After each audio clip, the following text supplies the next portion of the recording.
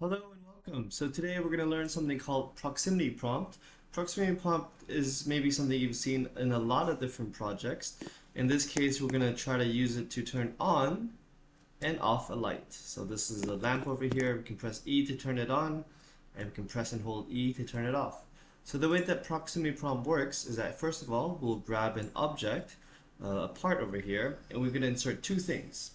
We're going to insert a point light. So this is the item we want to edit. You can change the edit lights and colors, brightness to whatever you want. But essentially, we're going to try to press E to turn it on and press E to turn it off.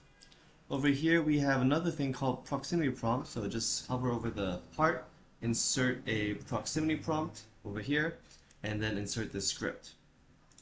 Yeah, so we have a proximity prompt script, and we have the prompt, and of course the light.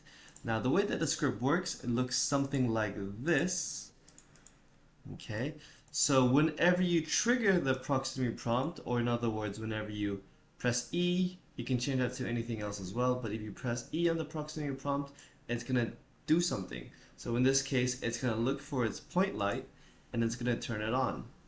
Okay, so three things we need. We need in our light, we need the light, we need something called the proximity prompt, and we need a script. And the script looks like this. So you just copy the script into your new script. So in this case, we have to create a script. And then the script should look something like this, and it should already work. So let's give it a try.